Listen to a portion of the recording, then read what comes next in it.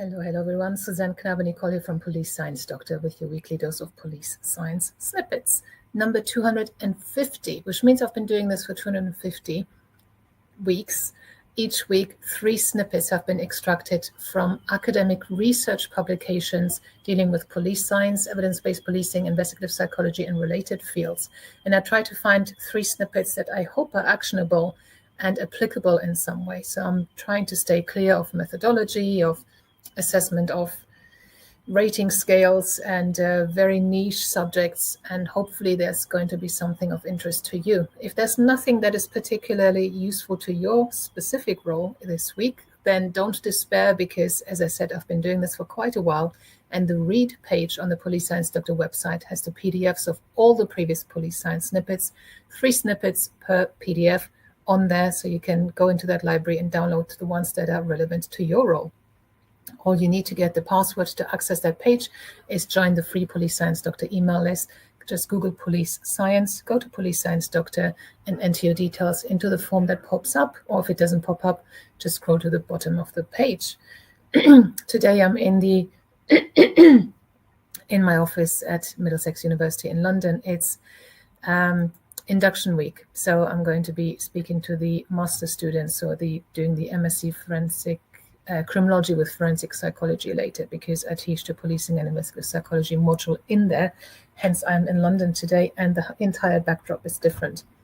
Maybe next week, I'm hoping to move house in the next few days, so there'll be a completely different backdrop, either boxes or a blank wall or whatever. We'll see.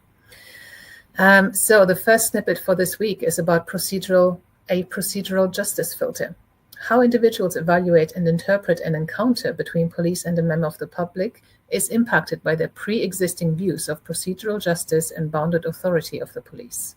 This study demonstrates that global legitimacy perceptions serve as cognitive filters, guiding how individuals interpret police behavior in specific, ambiguous encounters. Results underscore the importance of normatively appropriate officer behavior and existing legitimacy perceptions in shaping evaluations of video-recorded police encounters. So 2 different people could be watching the same body-worn camera footage of an encounter between the police and a member of the public. One person maybe already has negative views of the police, the other person doesn't. So how they will interpret the same incident depends on this cognitive filter of their previous views that they have. So it's very important that in general, we work towards creating positive views of the police, which will work in everyone's favor. If people have positive views of the police, they break the law less anyway, so everyone wins. The second snippet is about temperature and homicide. Theories propose that temperature is positively associated with homicide rates. Murder in some countries rises exponentially once upwards of 18 degrees Celsius. Wealthier countries, which have the resources to adapt to changing climatic conditions, tend not to experience increased homicide rates as temperatures rise. By contrast, there is a positive temperature homicide association in poorer and warmer countries concentrated in the global south. These countries typically have a higher baseline homicide rate and fewer resources to mitigate the effects of rising temperatures. So, yeah, a little bit worrying, but I guess we know that to some extent. So if you can create more measures to mitigate temperatures, air conditioning, and things like that, could that reduce the homicide rate? Interesting. The third and last snippet for this week is about lies and incarceration.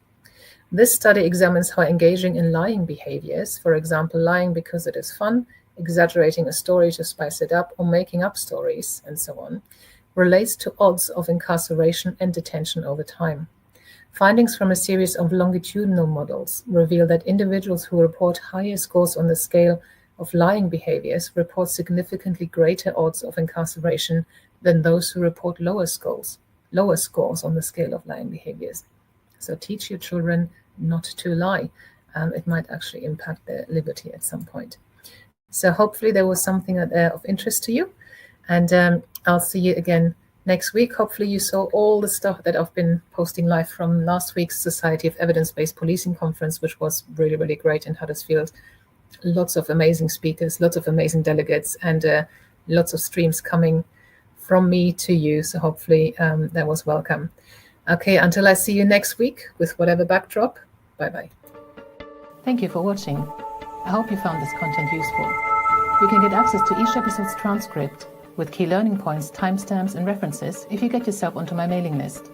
Just go to the main website on policesciencedoctor.com, and on the bottom of each page you will find a sign-up form for notifications of new content. Just enter your first name, your preferred email address, and the type of organization you work for. You will not get any spam. This is just for me to let you know about new content and for you to get access to all the transcripts.